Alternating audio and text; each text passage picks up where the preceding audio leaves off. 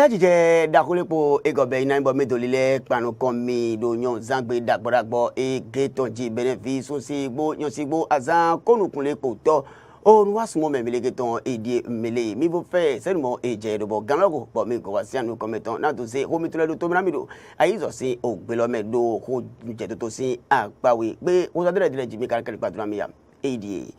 Miamono kono jame ke pondo mudo miogban boni be so voto gen o alian ton dagboragbo eye unu so ejido po be sin o kalo me bo globo edo o nu moni be yi megawatt ko aton yan eye lodu ganjibo gante temele yo yan to to me yan unu se jiro so ton li egen bo nega lega yan pon yan sanitete yo minamo o ye dagbo egle poro do ameton egeme o dan senmo e je kedo mitron egesi akpawiyo minamo do gbojeme die o miledo o tete mikado o gbojeme do o tete yo mi monokoro jeme ki pondo mo nega osume vi o lismeton abi o mepa ton so me we o nega kana ken gboje to le do ya o mi yan badopona nu pon meto mo ni be ko so me lo fusions awangonu elo etime na susuna me meto semo ejerebo minamo e dagbele pongo se ko to mo do nu wa meton egeme o dandan egen godo o le ngo jango do ko ta mo jimi keri patora mi do tete le mi vo fe do eteme to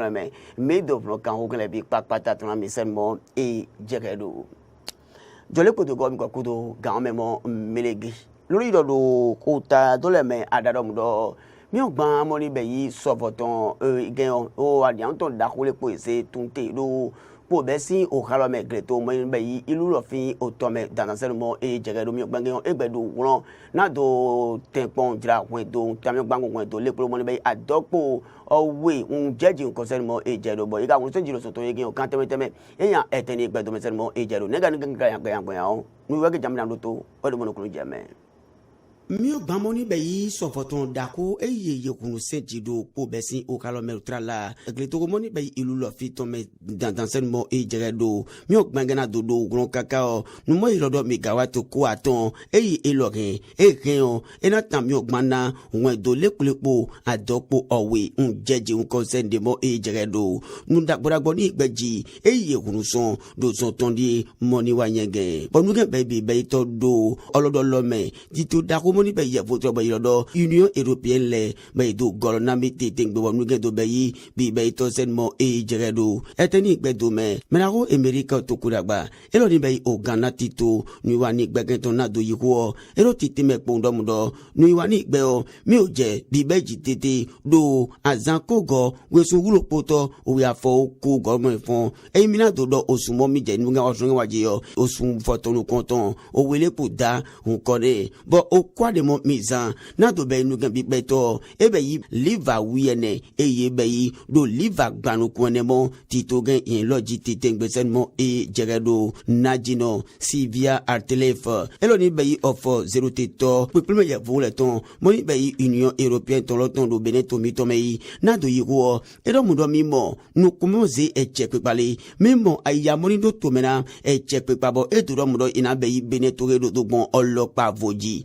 le run neta ngrongodo mudo mile mina gosoni do mi o gban sin agbawe bo emele na je juro koko do mi o gban moni be kurenge sin agbawe bo ayade ka mina kan e gani zo tu mi do mudo mi o gban moni be so fotonge yo peti to dagbo de mi do ran yin wa bo ye un ze tunte do to ponla le medo bere to mi to me wege no emele bin do no juro koko do mi o gban sin agbawe ji e si egbe ton duri emele ro tete bo mi do no hunson no iwa ni gbeji ye kan ni gbe jane gan khoito moni pelu kundo mi o gban ogo mirako Jean-Claude Dona Wusu na do yiko do eteni egbedo me on ero titi me pondo mudo do ile weme won ko me ton kun trala sen mo ejero wena do kun mena e check pa benetro ton sun ton trala to gan benetro ton mirako Patrice Guillaume Atran talon do ni neton de mo eziwa chicheme do bon PAG de meon e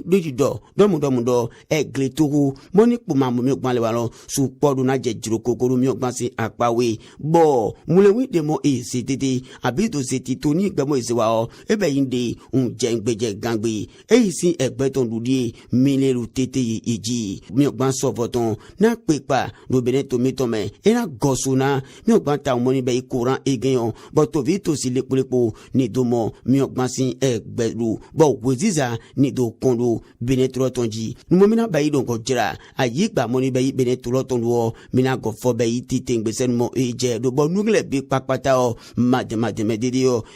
nawa chiche mesen mo jere do mi ren mi do mudo egreto moni be yi ilu lo fi ton didi o egodo egbegendu ganji ti tengbe weni do ape pagbon bi netu lo me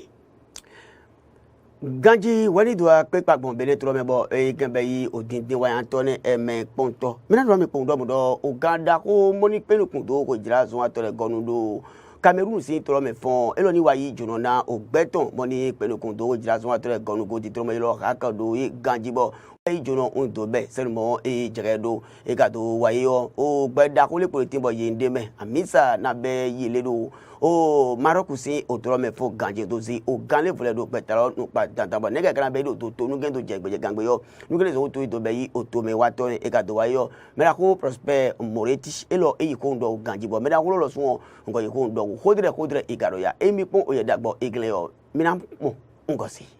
iye moni be yi o gan teme moni pechena o wesi moni pe no kun do ko jira zon ato gon le go trala na do ye moni do emewi gbe jilo le o supo eton ye ni do gbeda o tete gbe bo gbe ni gbe o un va chi cheme gan sen mo jere do nega karan be yi do un do ze o gan le vodu gbeta ni gbe nu pa o egini zon to ye gan moni be gan teme ni gbele ye do wa bene to mi to me na do wa ni jono na o gan moni pechena ho jira zon ko gon mi to le do bene to mi to me do ye kani gbemeyon merako Prosper Moretti moni be Uganda o gweda ko moni penu kun do ko jira zon atole go be lodo rak igiyon eyiko de teni gbedo meti tengbe o go to yimeyon ero tite me pondo modo ebe inde unye wo me to yen hun do enye do gbetari gbele bongai ozon yiwa o ejere do na o we mele ton do na fobo emele vole o ye ngo be bongo zan senu mo na zando bo amoye ni go de kun nai do de mo mele ko be imiton wayan lo tete yo o gango na àwọn apale vole yo ile ni go yi azinpo ogbeta pepele gendo ngen ngo yin ganji sen mo jeredo bo ozon mo mi wa owe lole meyon o gango bo ina be yi o plida o gbele polite bo clinic be yo tin gbe do Maroc sin otolome o fun ina be ile ne o wegenu yin to si adana biro money na hono apani gbegen we titengbe je amo ite se adana biro ile ran pondo mre ile gbepodo we gbojino to ile ton demo iyo ile gbepode ji ganji sen mo jeredo o gamuna pechena o jan jenadio adana ganji bo clinic be o edo Maroc sin tolome bomedako Prosper Moretti et dozogbe honi gbeji undo do yakani gbedomeo medako Joseph Chikomben Kabalabusu elombe yi Uganda kulepo do Cameroon sin tolome do hojrazon atole sin gonteme na do wa obeneto mitome yo ozomo wa mele do beneto mele bi papata o bile poni jondo nukuntome eze beneto miton nzeduna pondego na otomoni pole ganji do trala ototome titingbe sen mo jeredo jenu kon weo pagbena o gan moni peche do o sindao moni penu kun do ko jazon atole gobelo akgen pagbena ozon to mo wale nu voto de moni tin ba peton webo ido amoru beneto mele dedio eyin wo meton yen kun eji do mi heon mi ze beneto ndo nakpon de gona o to moni pole ganji sen mo jeredo e wa gbo e kan ni gbeme un pagbena to gan benetro ton Patrice Guimatan tanuna ozon de mo wale bo ile sun do ton son Cameroun wa do mi mo de dio eyen wo me ton yen hun eji sende mo menako Prosper Moretti do do o clinic be o menado nugbo do Maroc sin tolome bo mademe de dio olukalo kometon menanya otolome fon un ganji sen mo jedo amo ko me le ton kun titengbe kun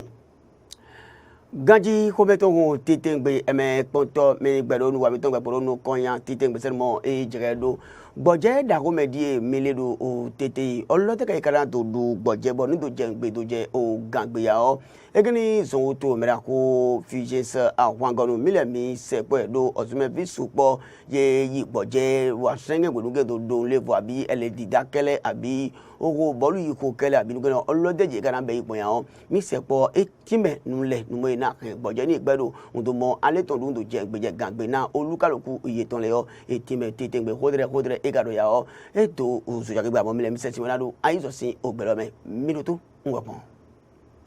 Some viteme demoyo some do some we dismeton abi me patonia abi demoni do liseleo boje da rumo idedeo supo etoni do sinzan tantansellement ejeredo olote jiga ikanazan boje da umo ido boni do beinde undo jengbeje gangbe selmo ejeredo ya mrako fulgence awan gonu ezwenji untime mrako fulgence awan gonu na do yiko eroti teme pondomudo jenu kon weo demo ido bi ogbo jeme do be osme vele dobi ogbo jemegeon ay memoni beyi ozumevi abi ozundi wato abi vito vinonda yao aruna tepon unjuro fiche abi firro sunduna tepon unbeyi ogbeloniwa ozumemonya nyakaka ajro ye ewo sonya jeya o apawedele me ega wo zongbon eye o emo ekenro apawele bi papata me ya emo ekenro apawele bi papata me wedo be didito pe egeon eyine amo eyin domudo emamo ekenro moni be awolo do apawele bi papata me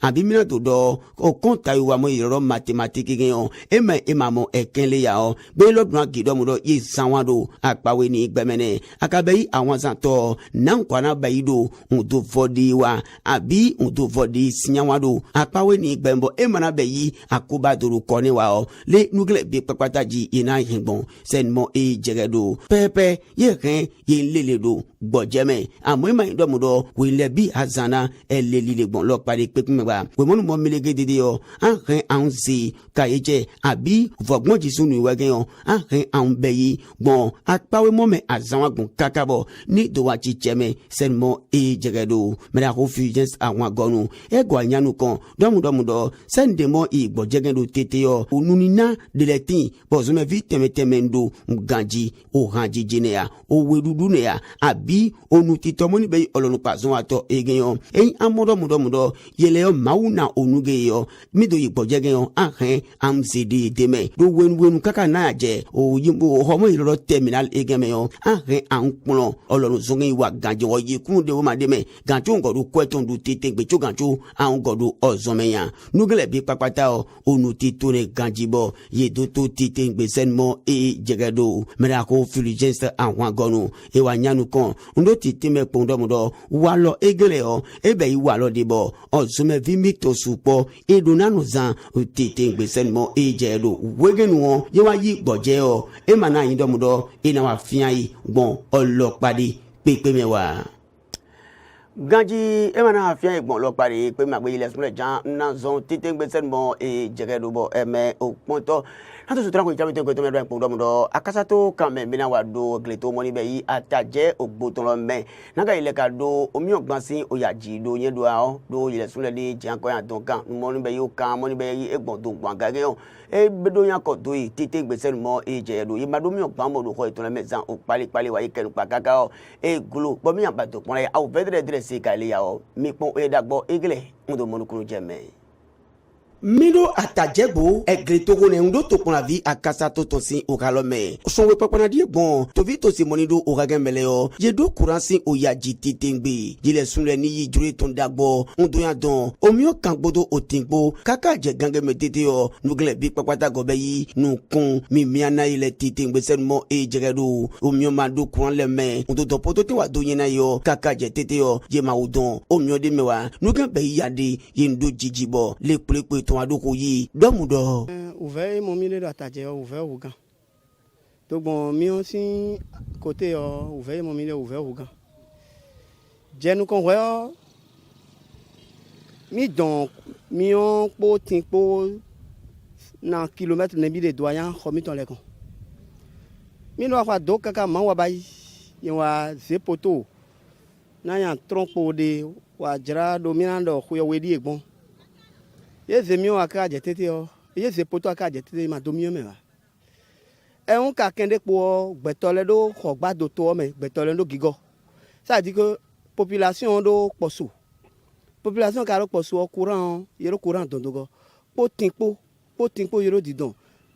olo to adare wa gogbon hile bi zome kwe ke o ba xosu tondo aliwo to hen na ba ta jeton do aliwo to hen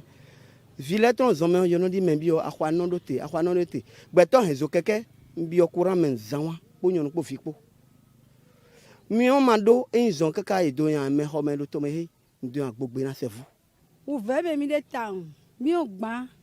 Coula si ouvert mais mi de tam.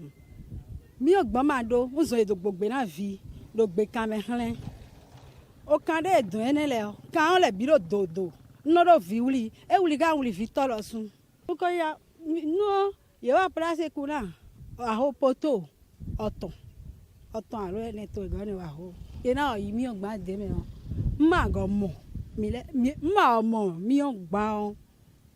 Igadoni gancho onile kpolo supo itongo yamo o gamo ndo kagele melene ye waru kagacho gancho hodi pipi e mayindi dowa to vito sile to gbuto egrito gan moni beyi ataje gbuton e lo fun ado di dodo mudo ye tempon nho kan kakao e glu gagabo e goplan to vito si etunle je godro yi ni wa miamo to pon la vigan kaka je tete yo o de ton ma o kenu padu eguwa eji nugle bi pakwata o e zon pete onugadoni gancho gbe won yin sedo o gan ilele undo dido mi no mi jale mi no ve o gan le ye ni kenken oyin nu kunpon ataje gbo yin mi ogba na mi se vuro o gan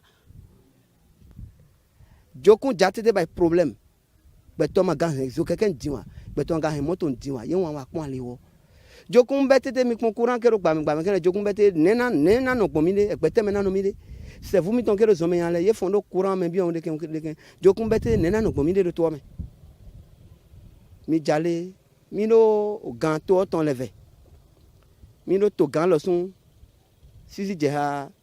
président Patrice Talon mi di ve doni ku do zon wa de ta mi do zon ton le mogbon hile amo epo mi ton lo sin ni wa bayi na mi e jere do mudo o gan moni be yidru dagbono le yo ye ni tempon nwa ko kando to vito si igle gu kakabo po to tin de mo idon wa le o amo mi ogban ni jeme wege no jurukun we no mo mi di na bi ogre tede yo na nu moni be yi o kan de gbanga de gbondo mo iri do to dare yin yo na ni gbopo wege nu bi vi moni do ga gemele je mana do amo o ya jiji su poton de wa